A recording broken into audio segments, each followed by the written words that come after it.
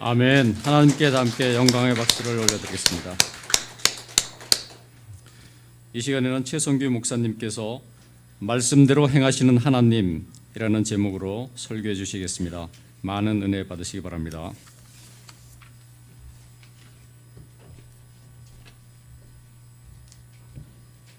우리 기도하도록 하겠습니다.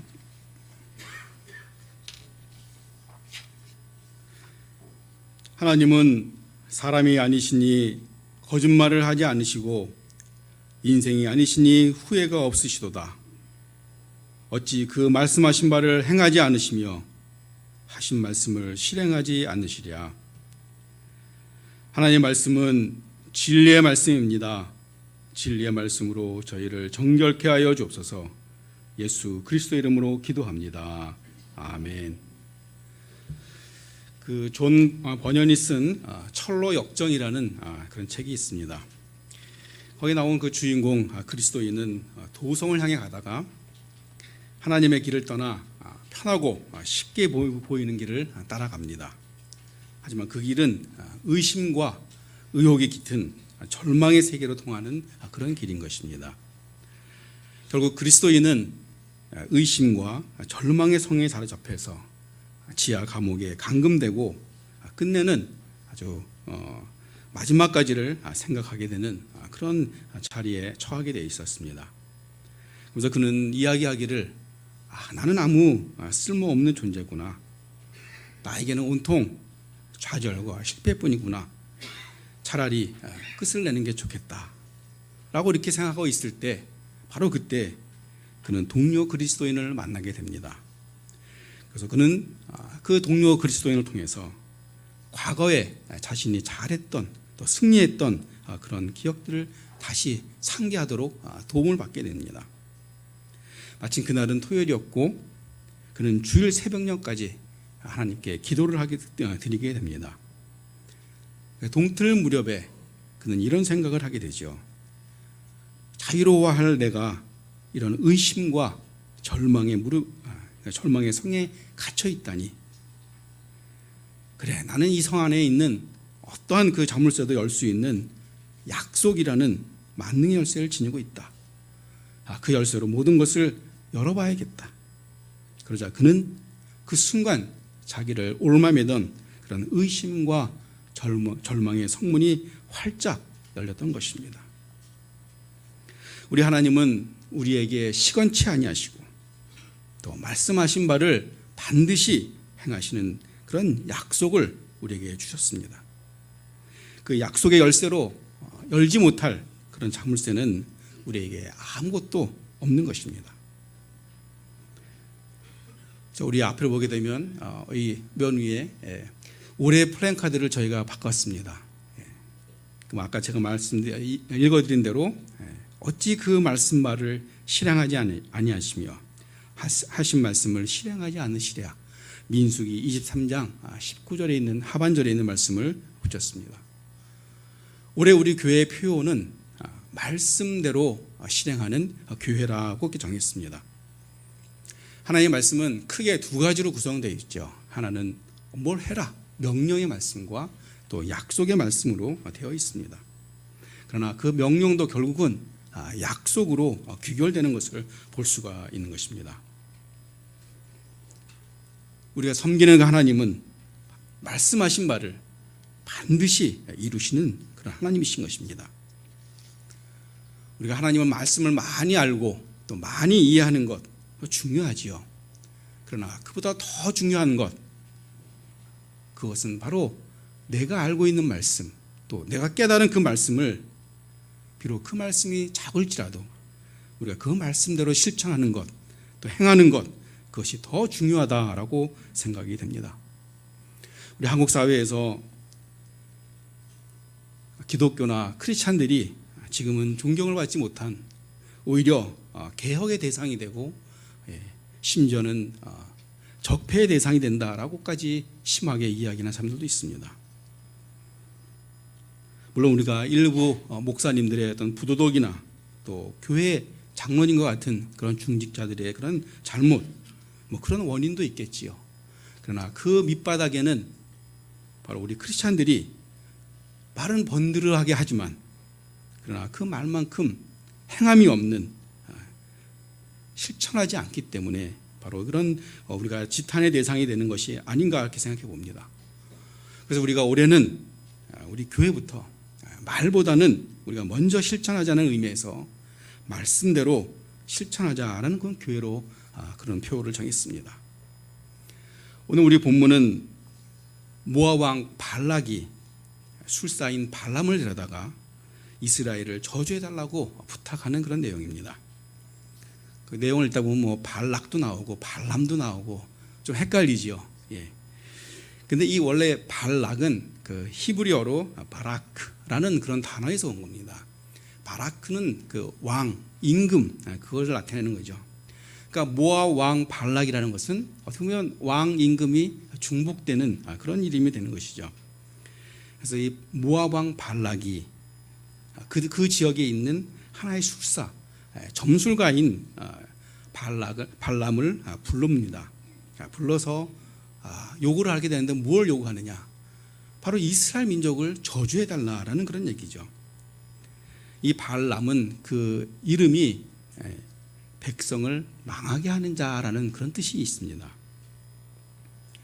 우리 출애굽한 이스라엘 백성들이 무려 430년 동안 애굽에서 종노릇 하다가 이제 출애굽해서 광야에서 40여 년을 지나게 됩니다.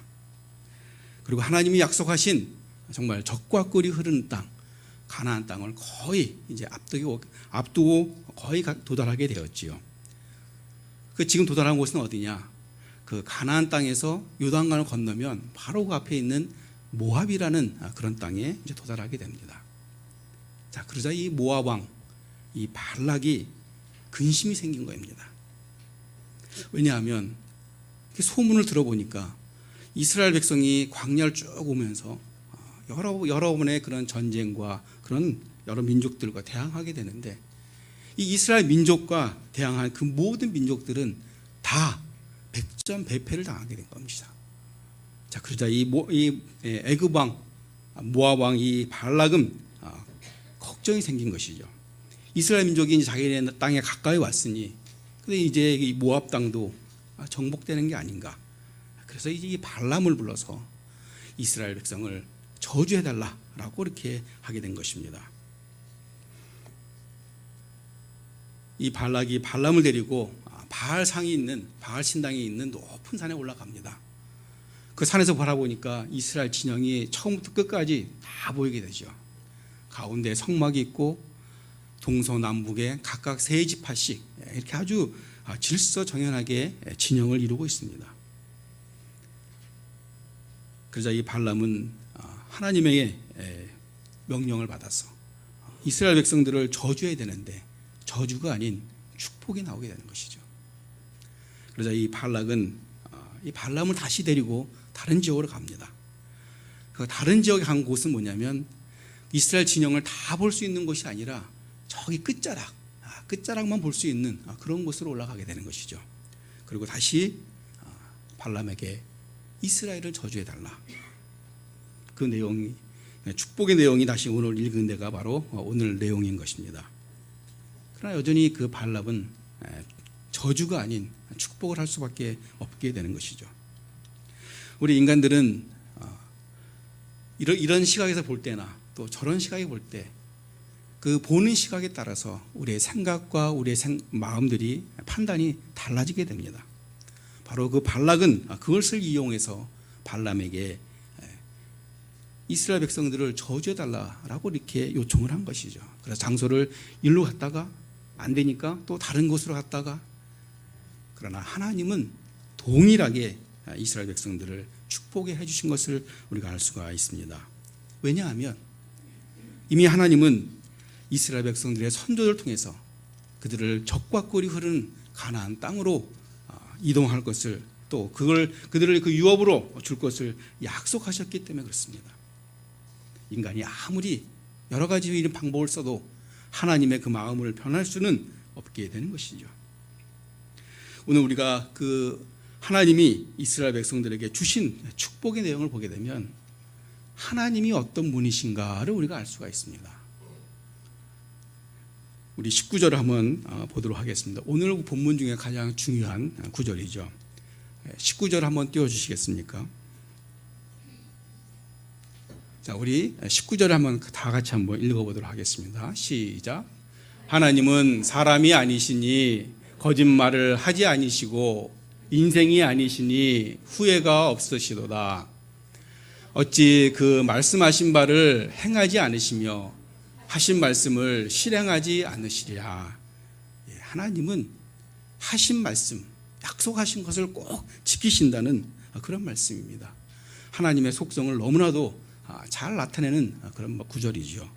물론 하나님의 속성에는 여러 가지가 있지만 하나님의 그 신실하심, 그것을 너무나 잘 나타내는 그런 구절입니다. 하나님은 창조주로서 우리의 모든 것들을 다 주관하시죠. 근데 우리 이 창조주의 하나님을 잘 아는 것이 굉장히 중요합니다. 왜냐하면 우리가 하나님을 잘 알면 그 반대로 우리가 인간을 또 잘 이해할 수가 있는 것입니다. 왜냐하면 인간과 하나님은 정반대가 되기 때문에 그렇습니다. 우리가 지금 읽은 앞으로 돌려주시면 좋겠습니다. 우리가 읽은 이 19절 이 말씀을 우리가 다시 한번 읽어보는데 이번에는 그 구절을 반대로 한번 생각하면서 읽도록 하겠습니다. 방송실 앞쪽으로 이동해 주세요. 자, 이 19절은 하나님에 대한 속성입니다. 근데 우리가 읽을 때 한번 반대로 사람은 인생이니 라고 해서 그 다음에는 다 반대로 한번 읽어보도록 하겠습니다. 자, 시작. 사람은 인생이니 거짓말을 하고 또 인생이니 후회가 있도다. 그 다음이요. 어찌 그 말씀한 바를 행할 수 있으며 하신 말씀을 실행할 수 있으랴. 그럼 우리가 인간의 우리 속성들을 충분히 이해하게 되죠. 다시 말해서 인간은 거짓말을 하며 또 인생이기 때문에 우리 인간들은 후회할 수밖에 없다는 것이죠. 또 어찌 그 말한 바를 우리가 실행할 수 있으며 또 한 말을 실행할 수 있으랴라고 이야기하는 것입니다. 우리가 이렇게 읽으니까 우리 인간에 대한 나에 대한 그 모습들이 확실해지는 것입니다. 우리의 인생들은 자신이 말한 말을 실행할 수 없는 존재이고 또 그런 능력이 없는 존재라는 그 사실인 것입니다. 사실 우리가 교회에서 신앙생활을 하다 보면 가장 많이 듣는 말 중에 하나가 교회에서 상처를 받았다, 그런 얘기를 많이 듣게 됩니다. 목사님이 난 그런 얘기를 할 줄 몰랐다. 아니 장로님이 어떻게 그렇게 행동하실 줄 몰랐다. 아니 권사님이 어떻게 그런 얘기를 하실까.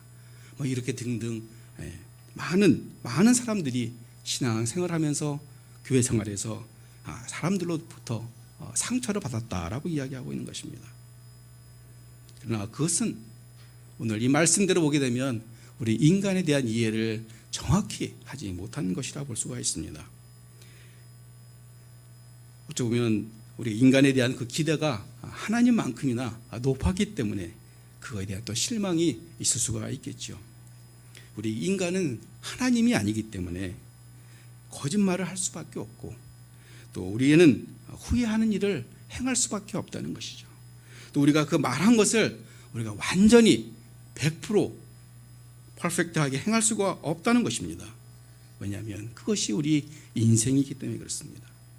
그런데 우리가 인생에 대해서, 사람에 대해서, 교회생활, 신앙생활에서 다른 사람 통해서 우리가 상처를 받았다라고 이야기하는 것은 그것은 우리가 하나님의 말씀 또 인간에 대한 것을 우리가 잘 이해하지 못한 것이다 라고 밖에 우리가 이야기할 수가 없는 것입니다.